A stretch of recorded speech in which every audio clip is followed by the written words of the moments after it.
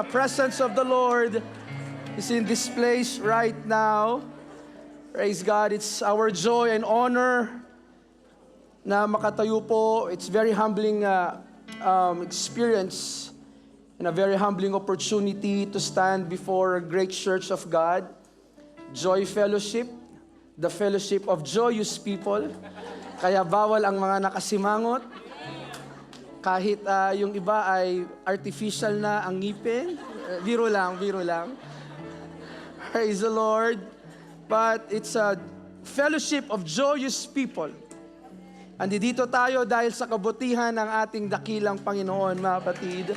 And welcome po sa ating mga bisita, ating mga new converts, sa mga nabaptize. We rejoice with you.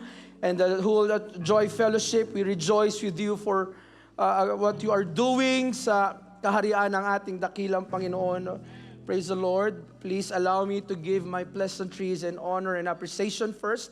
Praise the Lord. At salamat sa Panginoon na I think January or February, tinawagan po ko ni Sister Nancy, or Ninang, tawag namin kay Sister Nancy. Nung tinawagan niya ako after nung conversation namin, parang sabi ko sa asawa ko, hindi ba nagkamali si Ninang Nancy na tayo yung tawagan? Parang akong hindi pa nag-sink in sa akin na magpi-preach. I love to be here. I love to sit with you. Minsan nakita nyo kami kasama si Bishop or sometimes during our DCD camps.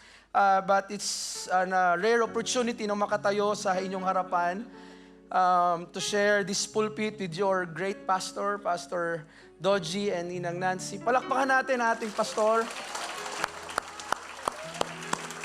Kaya merong mga sweet, mababait, mahabang pasensyang mga leaders dahil kayo ay bunga ng inyong pastor. Yun ang nakita natin sa buhay nila. Thank you so much, Pastor Doji and Ma'am Nancy, for being a true, faithful servants of the Lord. Kanina, kinocompute ko na from 1994. Hindi ko alam kung ano ko-compute ko 94, 96, or 99. Pero kinompute ko yung unang pagdating. So, I think it's around 37 years that you've been here, Pastor Doji, Ma'am Nancy, serving the kingdom of the Lord. Yung magandang palakpak, mga kapatid, para to appreciate.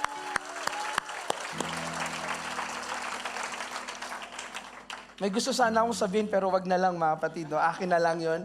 Praise Lord, baka mamaya sabihin ko na lang. Pero salamat sa ating Panginoon, Pastor Doji, Ma'am Nancy, and sa whole leadership po ng Joy Fellowship. We really appreciate kasama aking may bahay to stand before you.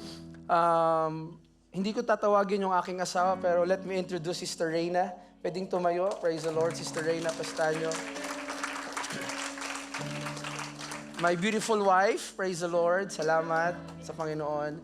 At pwede makaupo.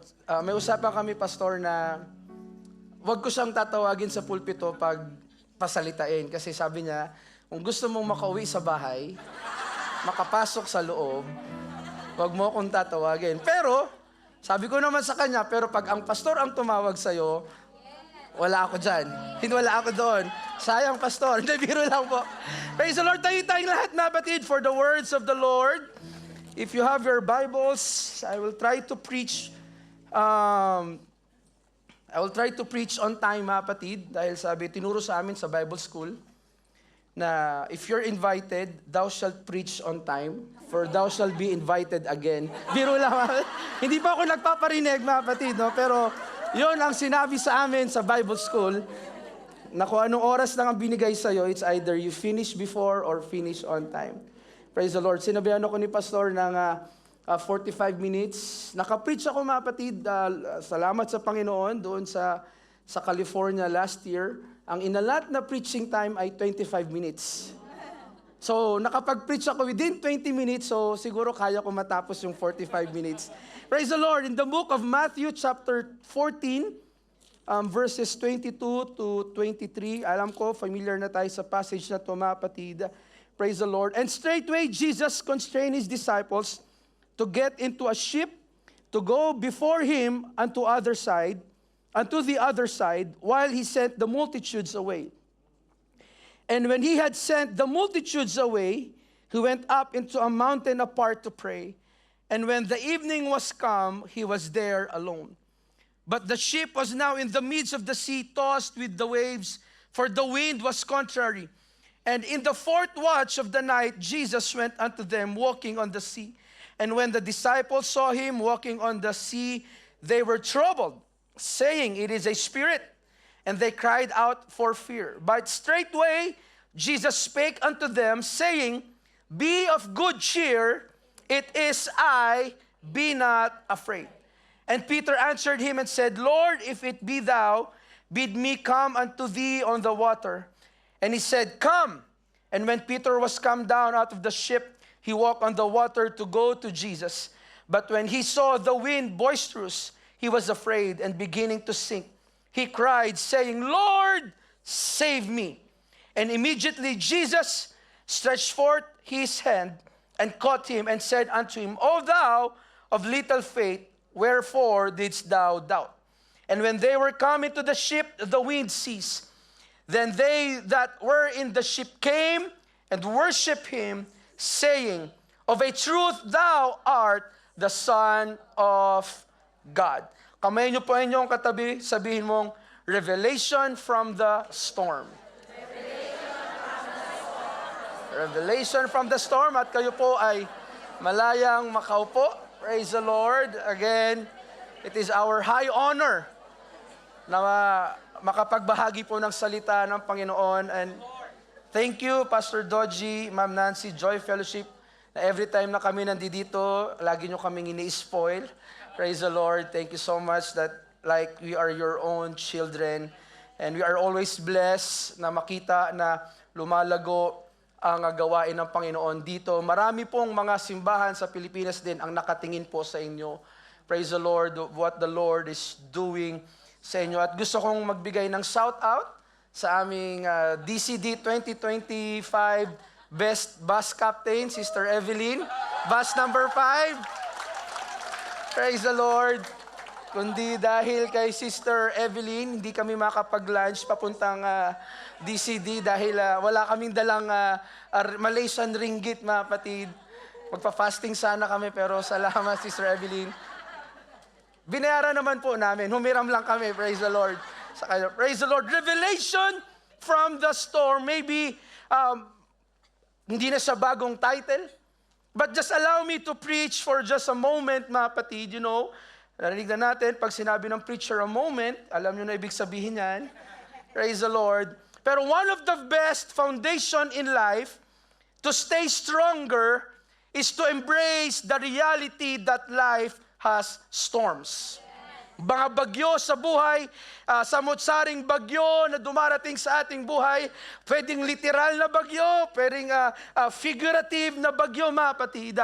Maraming mga hurricanes of frustrations, a financial problem sa buhay, a whirlwind of disease, discouragement, at minsan kamatayan, storms of interruptions, irritations, and ill treatment sa atin. Mga hindi magandang pagtatrato marahil sa iba sa atin dito ay nakaranas niyan, mga kapatid, na hindi tayo natrato ng maayos. Praise the Lord. Pero wala sa atin ang makakatakas sa ganitong mga bagay sa buhay natin. At hindi rin natin kayang pahintuin dahil darating talaga ito sa buhay natin.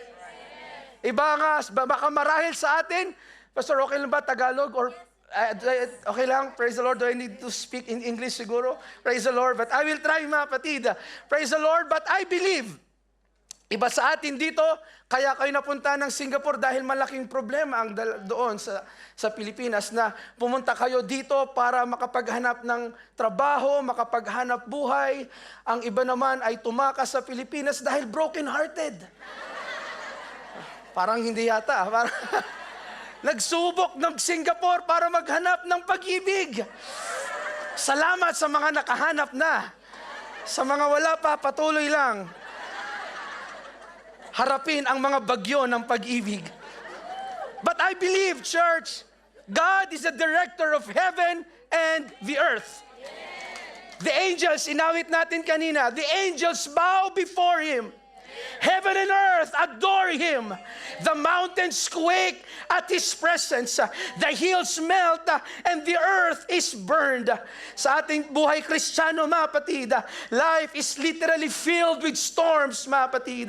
But it is a God-appointed storm sa buhay natin. Hindi yan basta-basta darating na lang na bigla or aksidente. But those storms in your life, those are God-appointed storms na darating sa inyong buhay or dumating sa buhay natin. Kaya nga sabi ng Romans 8:18, for I reckon the sufferings of this present time. Ibig sabihin, meron talagang sufferings on this present time. Time are not worthy to be compared. Pero darating yung araw, anumang suffering, anumang storm, anong pagsubok na hinaharap natin, yung darating na araw ay hindi mo pwedeng may kumpara. Hallelujah! Dahil dakilang araw ang darating, mga kapatid. And also in the book of 2 Corinthians, it talks about affliction. When we talk affliction, mga kapatid, it is something that causes pain or suffering. Sabi sa Hebrew definition ng affliction, to be brought down, ibig sabihin, ibagsak ka. To depress, yung hindi lang mental or emotional depress, pero yung pipisatin, iipitin ka sa gitna, that's to depress. Or, ang pinakaayaw ng lahat, mapahiya. Ayaw nating mapahiya, mga kapatid. Hallelujah. But also in the Greek definition, it means to be treated ill or to be persecuted. But here, the affliction or the storms that causes pain, suffering, humiliation, ill will, and persecution. But let me tell you this afternoon, mga kapatid, yung pain, yung storm sa buhay mo can become your greatest asset in living for God and advancing God's kingdom. But sometimes we usually do, pag dumating ang sufferings, ang afflictions, praise the Lord, tayo yung pinakauna sa altar to pray. Tayo yung nangunguna, mga kapatid. Hallelujah. But affliction needs to happen sa ating buhay. Because affliction, storms, has a purpose sa ating mga buhay, mga kapatid. Praise the Lord. Hallelujah. Now, marami sa atin na nananalangin at naghahanap ng kalooban ng Diyos para sa ating buhay, but you don't know the beautiful will of God is one of the most stormy places.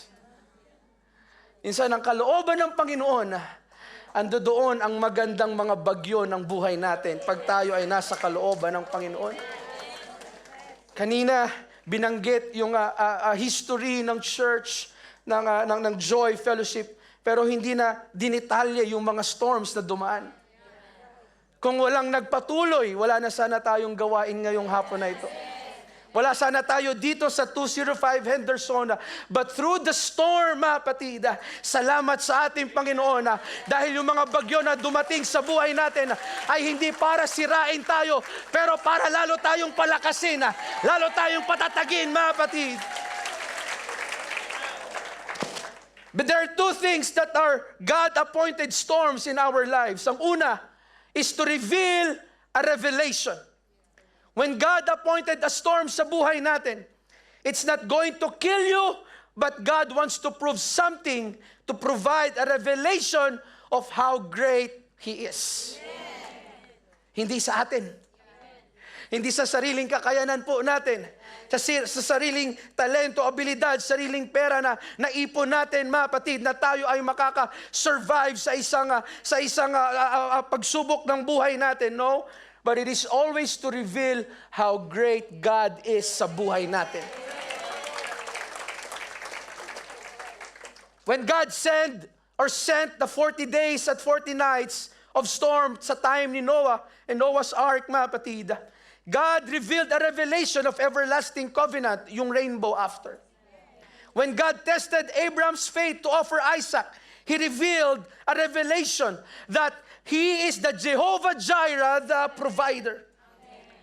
When God sends a wrestling experience with Jacob, God reveals a revelation of breakthrough to change his name from Jacob the deceiver to Israel. Sino ditong gusto ng pagsubok sa buhay? Praise the Lord. Walang may gusto. Kaya ako po ay saludo sa leadership ng ating pastor kasi karamihan dito ay babae. Mababait ang mga sisters natin. Of course, very may initiative. Pero minsan may kanya-kanyang diskarte. Hindi ko alam kung paano napag-isa ni Pastor Dodge at Ma'am Nancy yung diskarte ng bawat isa. Siyempre, ang mga kababayan, ito gusto ko, isa ito. Pero totoo ngang mabait kayo mga kapatid at masunurin. But sometimes we hated the storm sa buhay natin. But the greatest revelation you and I can experience are found in the storms. Church, dapat hindi tayo maging allergic sa mga pagsubok ng buhay natin. Pagsubok sa pamilya, pagsubok sa amo, pagsubok sa trabaho, pagsubok din sa paglilingkod sa Panginoon. Kasama yan lahat, maraming pagsubok. Maraming mga hinaharap din na pagsubok ang leaders ng church. Sabi ko nga kay Sister Reyna kagabi, sabi ko, siguro kalooban ng Panginoon for a few weeks, few months, that of course, as a pastor, salamat sa Panginoon, may mga times talaga na darating ka as a pastor, may handle kang mga hindi pa natatapos yung isang problema, may susunod naman, mayroong sunod na naman. Sabi ko, siguro itinakda talaga ng Panginoon na papuntahin tayo dito sa Singapore para iwanan muna natin sila doon.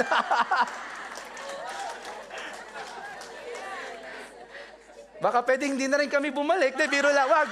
Naka-live ba? Wag. Pakikat po yun, baka. But, hindi natin to matatakasan, mga kapatid.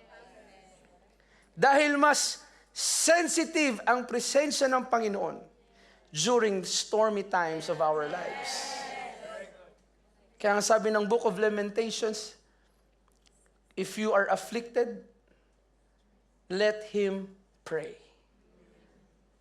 Sabi ng Lamentations, James chapter 5, verse 13. Is anyone among you afflicted? Let him pray.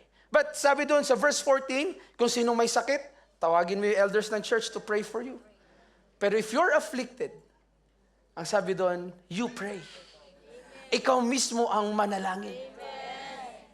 Why? Because the Lord is dealing something sa buhay natin na kailangan mo munang pagdaanan yung storm for God to reveal His purpose and His plan sa inyo. 2015, mga kapatid, I think around the month of July, praise the Lord. Some of you may heard this story ng pamilya namin. Around 4 a.m., 5 a.m., sumigaw, nagising kami mga kapatid, sobrang lakas ng sigaw ni Mama.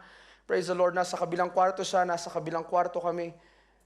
Pero ganun kalakas ang sigaw ng isang nanay. But it was not a shout of joy, but it was a shout of pain. An agony. Iba mga kapatid, iba yung sigaw na yon. Nung nagising, narinig ko yun mga kapatid, I know, mayroon ako sa aking kaisipan kung ano na yung nangyari. Dahil before nangyari, may mga series of events nangyari. Then, pagdating namin, pagpasok sa kwarto, sa restroom, mga kapatid, doon sa kwarto nila daddy, kita ko yung kuya ko mga kapatid, nakahandusay na doon sa sahig ng kanilang CR. Nagva-violet na yung mukha, mga kapatid, straight na yung katawan. Doon mga kapatid, hindi ko na malaya na kaya ko palang sumira ng pintuan. Dahil sa adrenaline, yung pintuan ng CR natanggal ko mga kapatid.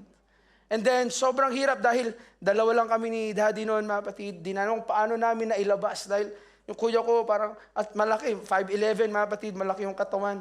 Hindi namin alam paano namin nalabas. But to cut the story short, mga kapatid, kinuha ng Panginoon yung kapatid ko, yung kuya ko, mga kapatid, that's July 28, mga kapatid. Praise the Lord. So, dumaan sa proseso. Of course, merong pain, may sadness. But that's a storm in a life. Death. Maisip mo, mga kapatid, Lord, bakit nasa ministry naman kami lahat? Nagpapagamit kami lahat. Bakit yung kuya ko pa na mabait yung kinuha? Marami namang hindi mabait. Bakit siya yung inuna? Kaya mag-ingat kayo pag sobrang baitan, biro lang mga kapatid.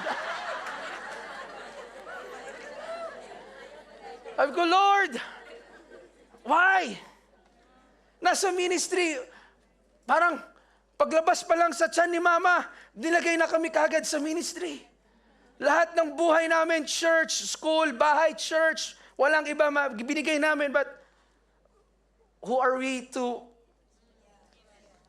question anong kalooban ng Panginoon? But few years after, mga kapatid, blessing ng Panginoon, dinala kami doon sa US. At isa sa mga simbahan doon, of course, kasama namin sila Sir Jeff Mallory, kilala nyo. Before siya mag-preach, pinagte-testimony Sister Joyce, yung kapatid naming bunso. Praise the Lord. Sinishare niya yung testimony niya, and then aawit siya. And then after nun, may lumapit. Sila lang yung bukod tangi sa 10 simbahan na napuntahan namin. Sila lang yung bukod tanging Pilipino na meet namin. Yung nanay, anak na lalaki at anak na babae. After nung service, lumapit yung nanay, iyak ng iyak. Sabi niya, salamat sa testimony. First time ko ulit nakitang umiyak yung aking 2 anak. For how many weeks? Dahil namatay din yung kanilang kapatid. For though after nung death, hindi sila lumabas ng kwarto, hindi kumakain, walang emosyon na pinapakita, but very first time nakita ko sila. Na na-release sila emotionally at sa tulong ng ating Panginoon. And I told my sister, kung ganon ang paraan ng Panginoon, bakit na kinuha yung kapatid natin? Para merong matulungan na ibang tao, who are we to question the will of the Lord? Who are we to ask, Lord, bakit siya? Bakit iba na lang? But sometimes that's the storm in ating mga buhay. But you need to continue. The storm will pass, mga kapatid. Praise the Lord. And number 2, to reveal who you are. Ang una, to reveal a revelation. Second, to reveal who you are. Sometimes you cannot distinguish true Christians by their shouting. Madaling sumigaw, madaling sumayaw, madaling umikot, but you recognize the true Christians when the storm comes. Hindi natin alam kung anong mga pagsubok dinadala ng katabi natin ngayon. By the way, storm reveals who are the true worshipers. Even in the storm, they are still in the church. Kahit may pagsubok, nasa simbahan, nasa care group, even in the storm, kaya pa rin sumayaw, kaya pa rin sumigaw, kaya pa rin umawit. Yan ang mga tunay na Kristiyano, because storms reveal who you are. Kaya sa ating mga new converts, you are in the best place right now. You are in the best church sa Singapore. Walang bias yan, mga kapatid, dahil baka pauwiin nyo na kami. No. But we see, kayo po mga nandito, you know how the Joy Fellowship take cares of you. Kaya ibinabalik nyo din sa mga tao, mga kapatid. Hallelujah. Alam nyo yung buhay dito sa Singapore. Alam nyo yung buhay na nagtatrabaho dito, na wala kang ibang mapupuntahan, mga kapatid, kundi ang ating Panginoong Hesukristo lang. But let me, I'm just trying to go out of my notes, mga kapatid, sa sandali lang. Pag sa Lamentations chapter 1, verses 1 and 2, sabi doon, mga kapatid, how that the city sits solitary, that was full of people, how is she become as widow? She that was great among the nations, and the princess among the provinces. How is she become tributary? She weepeth sore in the night, and her tears are on her cheeks. Among all her lovers, she hath none to comfort her. All her friends have dealt treacherously with her. They are become her enemies. Talking about Jerusalem, or the Israelites. Sabi doon na, bakit ngayon naging parang disyerto ang lugar, mga kapatid, na dati puno ito ng tao, puno ng kasiyahan na, pero ngayon parang ghost town na lang. Bakit katulad dati na, hindi katulad dati na dating dakilang bansa, pero ngayon parang balo na. So ibig sabihin, from a wonderful city to a sad city. How does a city that is used to be a queen of the earth now become a slave? Pero ang sagot doon, mga kapatid, ay nasa Lamentations chapter 1, verse 3. Judah is gone into a captivity because of affliction. naging bihag, naging slave ang Judah dahil sa kanilang mga afflictions sa buhay. Sa mga storms sa kanilang buhay. Alam natin, Judah, which means praise. They suffered affliction. And when they did, instead na unawain yung purpose ng affliction behind it, they gave into the pressure and become slaves of their surroundings. Kaya anytime you allow your praise to be affected because of your affliction, please listen, you are just few steps away from backsliding and losing everything that God has done in your life. Kung hahayaan natin yung pagsubok sa buhay, yung affliction natin ay patahimikin tayo sa pagpupuri, then you are stepping away from the presence of God.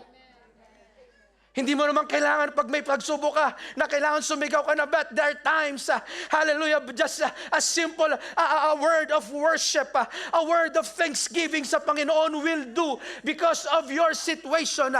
Like this day, ito'y araw ng pasasalamat. Don't let your troubles, don't let your circumstance stop you from giving praise unto the Lord. Dahil kung hahayaan mo yung pagsubok mo, hallelujah, na patigilin ang pagpupuri, magiging katulad tayo ng Jerusalem, na dating maganda, dating blessed, pero ngayon, wala na. Naging balo, naging deserted, iniwanan ng mga tao, mga patida. But don't allow your praise to be suffocated by your affliction. The more that you're afflicted, the more you shout, the more you have the storm, the more you praise the Lord. Panginoon, I'm gonna still dance, I'm still gonna shout, kahit may pagsubok, may karamdaman, I'm not gonna let it silence my praise. Pwede ba sa ilang mga sandali, pwede ka bang magbigay ng papuri sa Panginoon? Pwede ba siyang pasalamatan? Pwede ba siyang dakilain, mga kapatid?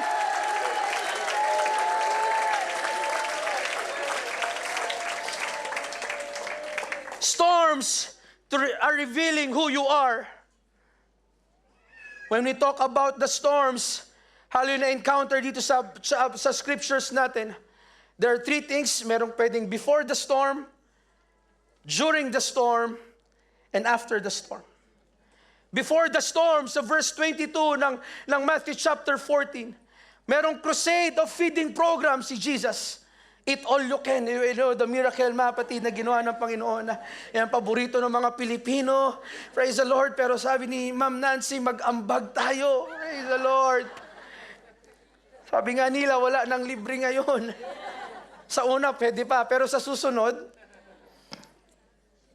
alam natin, 5,000 men, but we know more than 5,000 ang pinakain ng Panginoon. But remember, yung multitudes are just crowds. Merong malaking kaibahan ang church at ang crowd. The church was His disciples. The crowd were just His audience. So ano kaya tayo ngayon? A crowd or a church? Sure? The crowd follows the bread. Totoo yan. Pag may kainan, doon tayo. Pag may salo-salo, yes. But the church follows the bread of life. The crowd follows the blessing. The church follows the blesser. At sinabi, mga kapatid, ng Biblia, He sent the multitudes away. He goes to pray, and He sends His church into a storm. Kaya siguraduhin yung church kayo. Sa mga nagsabing church. Kasi sabi ng Bible, He let His disciples go. Pinauna niya. Pinauna sa storm. Kaya siguraduhin yung church pa rin, ha? Nag-pray si Jesus, He sends the church into a storm. Parang hindi patas, Parang dehado. It seems so unfair. He was God manifested in the flesh. He knew the storm was coming. He knew the wind would come. But He still sends this church into a storm. Parang, talaga ba, Lord? Faithful kami, mabait kami, masunurin kami. But storms reveal the difference between the multitudes and the disciples. So, sino mga disciples dito? Sinong multitude? Amen. Christians, Joy Fellowship, when God allows you to face a storm in your life, you must be thankful for it. Amen. Parang umonte na, doon na malaman yung church, yung mga disciples. Pag nasa storm kasi parang nasa unahan na lang yung nag-amen. Kanina, buong auditorium ngayon, umonte. Araw ng pasasalamat. Pasalamat tayo, may storm sa buhay. Dahil kung walang storm sa buhay, tingin ko wala kayo dito ngayon. Tingin ko nandoon kayo sa Marina Bay ngayon. Tingin ko nandoon kayo sa park, anong ginagawa nyo doon, mga kapatid? Kung walang storm, dahil storms in your life, kaya pinapahintulutan ng Panginoon at kailangan tayong magpasalamat. Pastor, ganun ba talaga ang Panginoon? Dadalhin ka sa storm, tapos kailangan namin magpasalamat sa storm? You know why? Dahil alam ng Diyos na kaya mo yan. Serving God might be difficult, but it's so adventurous din. And I promise you, if Jesus sends you in the storm, Jesus will show up in the storm. Kaya kung may pagsubok ka sa buhay, mag-antay ka lang. Jesus will show up in the storm. Huwag kang magbukmok sa gilid. Huwag ka nang magsabi, hindi mo na ako magsisimba. No, patuloy kang magsimba. Why? That's the kind of God that we serve. He will show up at the perfect time. Kaya mga kapatid, minsan ngayon, yung mga buhay natin as Kristiyano, mga kapatid, praise the Lord, may mga nagsasabi, alam nyo, kung gusto nyong lumago yung church ninyo, praise the Lord, hallelujah, wag na kayo masyadong mahigpit. Wag na kayong sumabay na lang kayo sa trend ng mundo para mas lalong maraming Pilipino ang a-attend sa Joy Fellowship. Sumabay tayo sa uso, AI na lang yung magpipreach. Gusto nyo ba yun? AI na cartoon na mukha ni Pastor Doji na lang yung nagpipreach. Tandaan nyo, ang AI, walang puso yan. Agos sa trending ngayon, wag na tayong maging mahigpit sa damit, wag na tayong maging mahigpit wag na tayong mangaral ng kabanalan. Hallelujah, ipangaral na lang natin yung blessing palagi. That's the world, but that's not the will of God. This ship, this church, was made upang tayo ay mamangka at lumaban sa hangin. Ang barko na ito, ang iglesia ng Panginoon, ay ginawa upang harapin ang matataas na alon ng mundo. Hindi para sumabay, pero we will go through that storm. We'll go through that waves of persecution sa atin, mga kapatid. We will still preach holiness.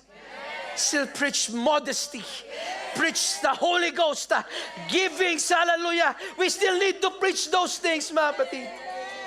Katulad ng church, ang barko na sinasakyan nila ay nasa gitna ng karagatan. The church is in the midst of the sea. And we are tossed with different waves of worldliness. Kaya salamat po sa mga kapatid natin na hindi kayo nagsasawa mag-imbita, magturo, mag-share ng salita ng ating Panginoon. Salamat sa ating mga bisita na nandito. Hindi po aksidente na nandito kayo. Kalooban at plano ng Panginoon na nandito kayo dahil merong magandang plano ang Panginoon sa atin na iligtas ang ating mga kaluluwa. Dahil ang sabi ng salita ng Panginoon what profit a man if he shall gain the whole world and loses his own soul? You are being called by God into salvation. But for us to win over this calamity ng buhay, we need to keep magsagwan. Saguhan ng sagwan. Sino bang marunong magsagwan dito? Yung isa pa kanan, isa pa kaliwa. The church will survive kung magkakaisa tayo sa pagsagwan. Biruin nyo mga kapatid, we really appreciate yung mga leaders. Pumunta kayo dito para sa trabaho, binigyan kayo ng responsibilidad ng church, but you accept it. Because that's the greatest privilege na ikay tawagin ng Panginoon sa kanyang ubasan. Yes, mahirap. Magsasacrifice ka, but yung reward wala dito. Ando doon yung reward. Nag-aabang na yung reward mo doon sa kalangitan. Kaya sa mga hindi pa na-involved, ma-involve na tayo sa gawain ng Panginoon. Pinadala kayo ng Panginoon dito, hindi upang magtrabaho, upang may mawin kang kaluluwa. Help your pastor to row the boat. Hindi nila po kaya ito. But we need to keep on going and moving forward. Now, pagdating ng verse 25, mga kapatid, I will try to hurry, praise the Lord, para makabalik tayo, mga kapatid. The fourth watch of the night is the darkest hour of the night. Familiar siguro pa. Ang first watch ay from 6 p.m. to 9 p.m. The second watch is from 9 to 12 midnight. Third watch is 12 midnight to 3 a.m. The fourth watch is from 3 a.m. to 6 a.m. But the darkest hour of the night, ang pinakamadilim na oras ng gabi, ito yung pinakamalapit sa sunrise. The darkest hour of the night is the nearest time before the sunrise. I think dito, 7 a.m. ang sunrise. Kasi kanina nagising ako nag-pray mga around 6, mga madilim pa. Ang pinakamadilim na gabi ay signal na malapit nang sumikat ang araw. You don't need to raise your hands. Pero some of you right now ay nasa pinakamadilim ng gabi ng buhay ninyo. Na ayaw mong sabihin kasi nakakahiya. Na ayaw mong i-share dahil nakakahiya. Pwedeng matagal ka na sa church, pwedeng bago ka, pwedeng tama lang yung panahon mo naglilingkod, but pinakaayaw natin ay yung napapahiya tayo. But that's affliction. But don't you worry, church.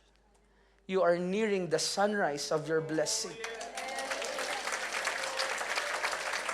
At si Jesus nasa mountain praying for His disciples. After He prayed, He saw with His supernatural eyes, troubled and tired, rowing yung mga kanyang disciples. Dahil nga malaki na yung alon, mga kapatid, doon na yung bagyo. At to cut the story short, Jesus went to them walking on the sea. Kaya nga, mga kapatid, hallelujah, praise the Lord, nagtanong sila, sino ba yan? Natakot sila, mga kapatid. Hallelujah, sino ba yan nakita natin na napakaliwanag, na parang ano ba yan? White lady sa Balete Drive, yung ba yan? Hallelujah, praise the Lord. Kaya sabi mga kapatid, hallelujah, pero pwede namang gawin ni Jesus na from the mountain, lumipad doon sa bangka. Pero hindi ginawa na pa yun. Siguro sa isip ko lang, mga kapatid, gusto sabihin ni Jesus, mga anak, ang pinakamalaking problema nyo ay tubig. Now, yung pinakamalaking problema nyong tubig ay nasa aking paanan. Because Jesus was walking on the water. No matter what your situation is, it's always under the feet of Jesus. Kaya anong sabi doon? Be of good cheer. Huwag kayong matakot, magalak kayo, huwag kayong kabahan, because God is still in control. I read a phrase, sabi doon, God is a God of war, Pastor, because He fights your battles. He fights the battles for you, mga kapatid.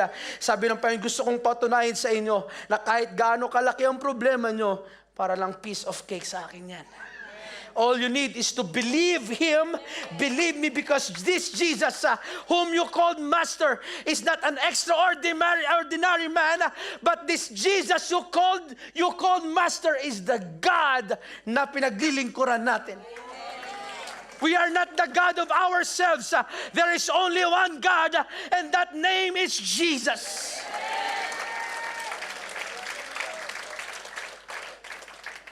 Hirap na hirap, mga kapatid, kakasagwan yung mga disciples. But here comes Jesus walking on their frustrations and fear.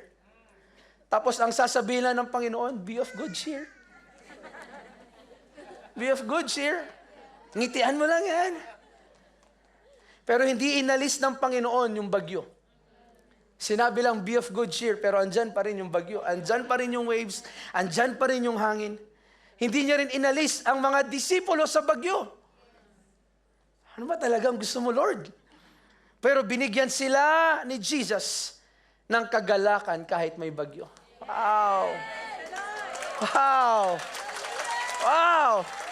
In the midst of the storm, ang mundo natatakot sa mga nangyayari sa paligid, mga kapatid. Pero ang church, masaya kami. Masaya ang church, why? Dahil dahan-dahan ang nare-reveal ang salita ng Panginoon na malapit nang babalik si Jesus Church. Malapit nang babalik ang Panginoon. Kaya be of good cheer. Ngitian mo yung katabi mo, sabihin mong, be of good cheer, kapatid. Para namang walang cheer yung pagsabi nyo. Parang be of good cheer. Baka gutom na po kayo. Mamaya kakain po kayo, mga kapatid. Magbayad lang din daw ulit. Paalala lang. Biro lang po, biro lang. But again, hindi niya inalis yung bagyo. Hindi niya inalis yung disciples sa bagyo. Pero sabi ng Panginoon, be of good cheer. Ano ba sa Tagalog yung be of good cheer? Magalak kayo. Mag-rejoice kayo. Iba talaga pag meron tayong Panginoon sa buhay. Iba talaga pag may Panginoon tayo sa buhay. Pero anong binigyan sila ng tagumpay in the middle of what they thought was defeat. Marami tayong kinakatakutan sa buhay, di ba? Kinakatakutan mo na lumipas na ang kalendaryo. Hanggang doon na lang ako, mga kapatid.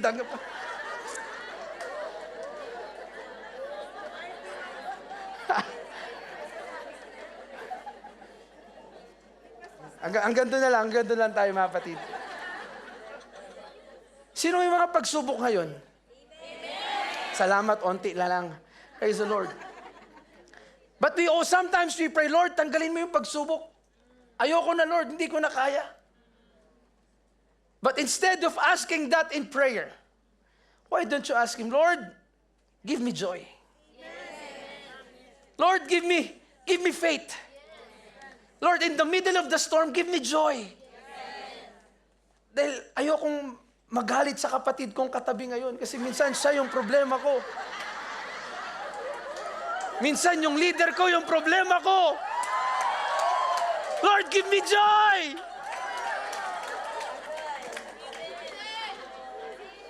Akala nyo, kailang, pati yung mga leader din. Lord, ano ba itong mga nasasakupan namin? Give me joy, Lord. Ask God to give us faith. Ask God to give us strength. Ano yung awit sa mga bata? When Christ is in a vessel, I can...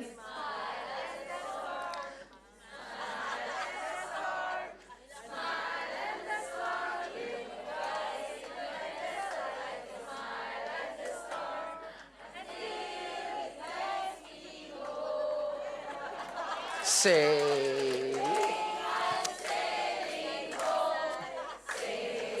Bugsay!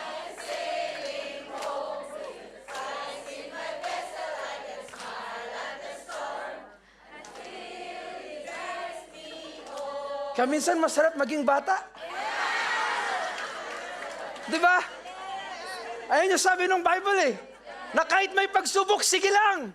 Just continue rowing, continue sailing until God takes us home because He's the captain of this ship. Verse 27, be not afraid. Fear has always been man's response to supernatural. But Jesus challenged them not to be afraid. Jesus is the shelter in your storm. Verse 28, Peter challenged Jesus for an invitation. Peter knows Jesus as a man who always invite. Alam ni Peter na si Jesus ay laging nag-i-invite. Kaya tayo nandito because Jesus is inviting you. Cast your burdens. Come unto me. I am the way, the truth, and the life. Kaya masarap may Panginoon sa buhay natin. Masarap na mayroong Jesus sa buhay natin. Dahil every time ka magpipray, hindi ka pinapaalis ng Panginoon. Ito na naman to. Sabing mag-antay, yun na naman, hindi nakikinig. Nangungulit pa. But you see, Jesus is always inviting. Come. Come. Come. Kaya anumang sitwasyon mo ngayon, I don't know what's your situation. But Jesus is telling us to come. Baka marahil, mga kapatid, mabigat na yung pinapasan mo ngayon. Na ginagamit mo na lang yung, may tinatawag doon na muscle memory. Na alam ko na gagawin ko dito, pero hindi yan ang gusto ng Panginoon. Ang gusto ng Panginoon, to cast the burdens upon Him. Sino mang nabibigatan. May problema ka sa pamilya mo, may problema ka sa anak, may problema ka sa anuman, mga kapatid, pagsubok, nagsastruggle ka sa paglilingkod mo sa Panginoon. Jesus said, come. Come. Come. Why? For my grace is sufficient for you. My grace is sufficient for you. And it was because of one invitation which changed his life from fisherman to fishers of men. Peter said, Lord, if that is you, please invite me. Sabi niya pa yun, I see, Peter.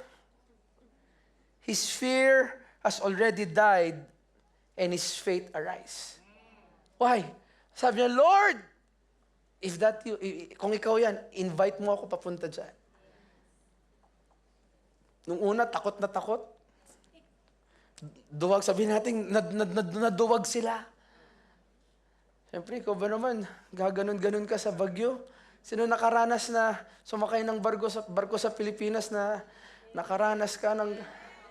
Yung kaibigan kong pastor, hindi ko na lang pangalanan kasi baka pagtawanan nyo siya pag nakita nyo. Sabi niya sa akin to, papunta kaming from Bohol, papuntang Mindanao. Okay pa yung biyahe, pero pagdating ng kalagitnaan, sa malayo, nakita ko na yung mga kidlat. Tapos maya-maya, ilang oras lang, tumatagilid na yung barko. Yung mga crew, nagtatakbuhan na. Sabi, so magsuot na kayo ng life jacket. Ang una niyang ginawa, sabi niya, pero sabi niya, nilapitan niya yung asawa niya, sabi niya, natatakot ka ba?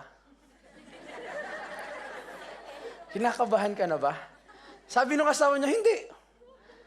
Sabi niya, ako din eh. Pero sabi niya sa akin, sa loob-loob ko lang, parang, hindi ko na alam yung gagawin ko. Takot na talaga ako. Kasi pag tumagilid yung barko, nakikita mo na yung dagat. Pag pumunta sa kabilaan, nandoon na din yung tubig. Sabi niya, takot na talaga ako. Sabi niya, ito pa, namatay yung makina ng barko sa kalagitnaan. Sabi ko, ano ginawa mo? Nagtapang-tapangan na lang. Hindi naman siya kilala, mga kapatid. No? Pero nakarating naman sila sa Mindanao. But you see, madaling sabihin, oh yes! Kaya mo yan! Kung ikaw yung hindi nasa sitwasyon.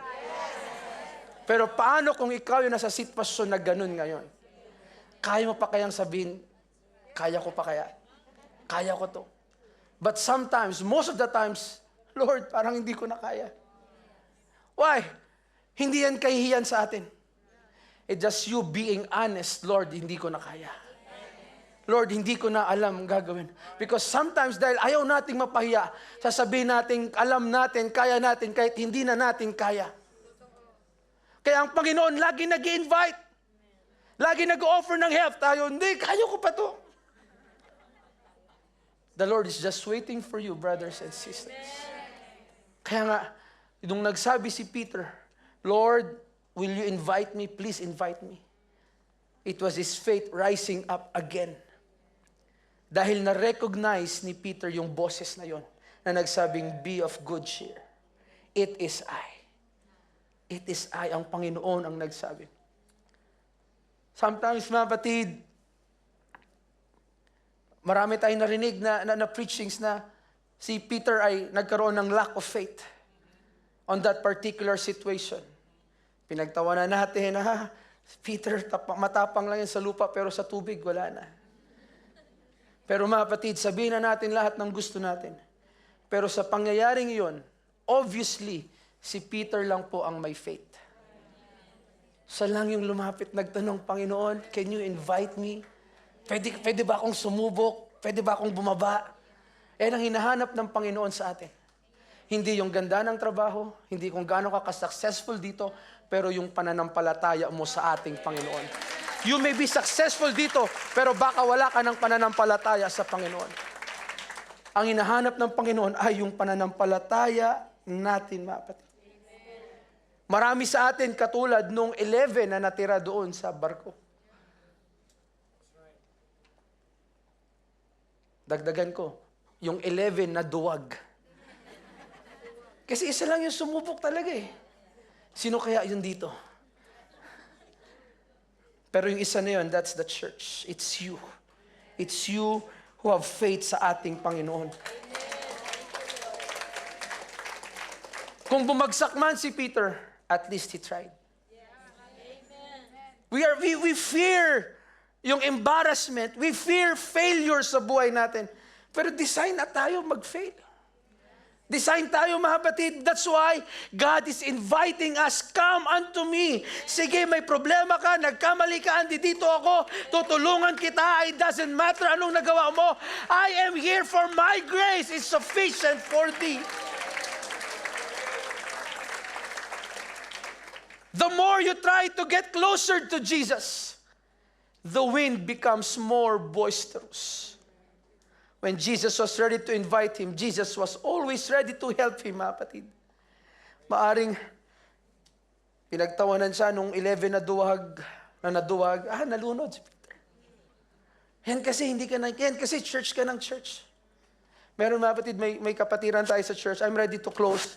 Meron tayong kapatiran sa church na may business. Sumayan ang business na. So lumalago, mga kapatid. So may Bible study kami once a week, praise the Lord. One time, yung kanyang client, customer, mga kapatid, marami mag-order eh. Biro nyo, yung, sabi ko nga sa kapatiran, sabi ko, Brad, tingin mo, alam mo ba kung saan dinadala yung mga somay?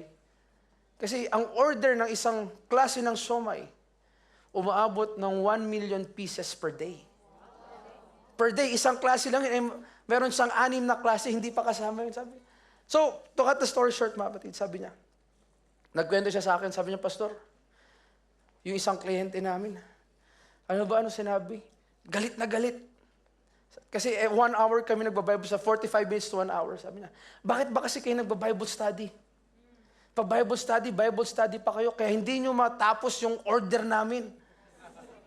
Nabibitin kayo kasi tinanong ko sa isang oras, kaya nilang makagawa ng 10 to 20,000 pieces ng siomai. So biro nyo ilang siomai, sabi niya. Pero sabi niya, wag kami pakialaman. After niyang sabihin, mga kapatid, no, pumunta pa yun doon sa kanilang shop. Pinagmumura yung asawa ng kapatiran natin. Umalis. Pero for 3 nights, hindi siya pinatulog ng Panginoon. For 3 nights. Yung pang-apat na araw, bumalik siya doon. Sabi niya, Sir, mag-Bible study na kayo ulit. Mag-aantay na lang ako ng order ko. But gawin niyo kung ano yung ginagawa ninyo. Kasi sabi niya, for 3 nights, hindi ako pinatulog ng Diyos. Nag-apologize siya dahil pinagmumura niya yung kapatiran. You see, kung anak ka ng Panginoon, hindi ka pwedeng murahin at walang gagawin. Hindi tayo yung babalik ng mura, pero ang Panginoon ang gagawa ng paraan. Dahil mga anak tayo ng Panginoon, hindi niya hahayaan na masaktan ka, hindi niya hayaang mapahiya ka. Why? Because we are God's protected children. That's why the more you get closer to God, parang minsan, Lord, bakit nung naging close ako sa iyo, Lord, ba't mas ganun na yung problema? Pero nung hindi pa naman ako nagpapagamit sa'yo, okay pa naman. Pero nung naging leader na ako, Lord, may ministry na ako sa church, bakit ganun na? Ang bigat na nung problema. God is revealing something in the storm. Nire-reveal niya ang kanyang sarili at nire-reveal ng Panginoon kung sino ka sa kanyang kaharapan. Madaling sumayaw, madaling umawit, pero nire-reveal ng Panginoon kung ano ang tunay na laman ng puso natin. I know many great men stand here before you, heard many wonderful preachings. But there are times that we need to let God check our hearts. I preached isang lesson sa midweek namin Bible study.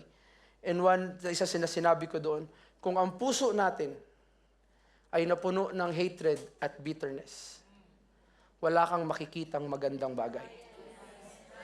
Lahat na makikita mo, pangit.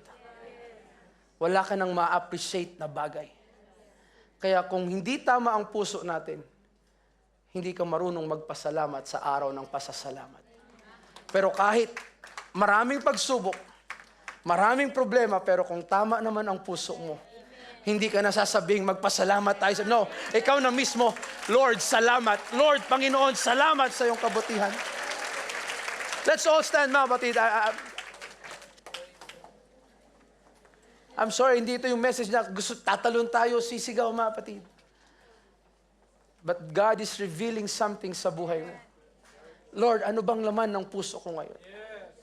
Panginoon, ano ang katayuan ko sa iyo ngayon? Dahil minsan madaling itago yung laman ng puso natin dahil marami tayong ginagawa. Pero ngayon, ang hinahanap ng Panginoon ay ano ang laman ng puso natin, mga kapatid. Masaya tayo pag pinag-usapan yung tungkol sa pag-ibig, di ba? Masaya. Masaya tayo, kinikilig-kilig pa. Pero pag kailangan ng pag-usapan yung laman ng puso natin, kanya-kanya na tayong tago. Kanya-kanya na tayong atras. Dahil ayaw natin ma-reveal yung laman ng puso natin. That's why God will put you in a storm to reveal what's inside your hearts right now. The more you try to get closer to Jesus, hindi mawawala yung problema. Boisterous pa nga yung wind eh. But when Jesus was ready to invite him, laging handa ang tulong ng Panginoon kay Peter. Yes, mas okay na malunod ka, hawak-hawak yung kamay ni Jesus, kaysa tumambay tayo sa barko na komportable, pero wala yung kamay ni Jesus. That's why after the storm, we talk about before, during, now, after the storm. When they went back to the ship, pinakita ng Panginoon ang kanyang deity. He asked them, okay, disciples, anong natutunan ninyo? Kaya sa last verse, sa 33, anong pinaka-last phrase doon? Kung may labas sa screen natin. Pwede ba nating basahin? 1, 2, 3, go.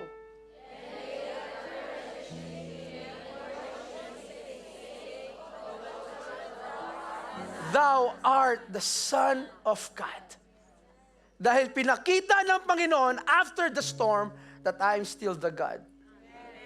Ako pa rin ang Panginoon. I am that the I am. Sinabi doon pa lang sa time ni Moses, ako yun. Kaya anumang sitwasyon mo ngayon, you need a healer, He is the healer. You need a provider, He is the provider. You need someone to help you, He's our helper. He's our way maker, mga patida. That's the kind of God that we serve, mga patida. You just need to believe God. You just need to hold on to Jesus. Sa kalagitnaan ng storms, keep on holding on to the hand of Jesus. Jesus allowed the storms to be on their way, not to give them a lesson, not just to have another sermon to preach, not just to have an unforgettable experience, but Jesus Christ appointed the storm to give them the revelation. Ano yung revelation na yon? That Jesus Christ is not just a man, He is God. Sa iyong sitwasyon, papadaanin ka ng Panginoon to prove and to reveal that He is God sa ating mga buhay. Maybe sometimes we're doing it in all our own. Nakakalimutan natin ang Panginoon. But God will allow you to go through a storm to reveal that without God, we are nothing. Habang itaas natin ating mga kamay, mga batid. Come on, hallelujah. Bago kayo babalik sa ating pastor, mga batid, Hallelujah. Let God check our hearts right now. Hallelujah. Anong marereveal? Anong nireveal ng Panginoon sa iyong buhay? Sino ba tayo sa harapan ng Panginoon ngayon? Ito'y araw ng pasasalamat. Sometimes it's hard for us to give thanks because we're just looking for the blessings, not the blesser. Come on, Joy Fellowship, as you raise your hands. Hallelujah. If you need faith right now, the Spirit of the Lord is in this place. He's going to fill you with His presence. Before ng preaching, kumilos na ang Panginoon. It's just how you respond to the words of God. Sige mga kapatid, hallelujah, ask the Lord to check your hearts. Hilingin mo ang Panginoon na suriin ang iyong puso. Hallelujah, come on. Huwag kang mahiyang kausapin ang ating Panginoon. Panginoon, suriin mo ang aking puso. Amay, kung may nakikita ka man, Panginoon, Lord, na hindi ka aya-aya. If you need the Spirit of the Lord, God is ready to fill you once again with His Spirit. Sa ating mga bisita, andito ang Panginoon, nagpapakilala sa sayo na siya ang Diyos ng buhay mo. Hallelujah, hallelujah, hallelujah. Come on, hallelujah. And ask the Lord to bless your faith. Ask the Lord to bless your faith. Hallelujah, hallelujah, hallelujah, hallelujah. If you want to come to the altar, come to the altar, mga kapatid. The altar is open. If you want to kneel down and talk to the Lord, talk to the Lord. Hallelujah. God is revealing something in the storm of your life. Hindi mo kailangan mahiya, hindi mo kailangan matakot. Ang kailangan mo lang ay lumapit sa ating Panginoon. Hallelujah, hallelujah, hallelujah, hallelujah. Hallelujah, praise the Lord. Hallelujah, praise God. Thank you, Jesus. Hallelujah. Let's respond to the preached word of the Lord.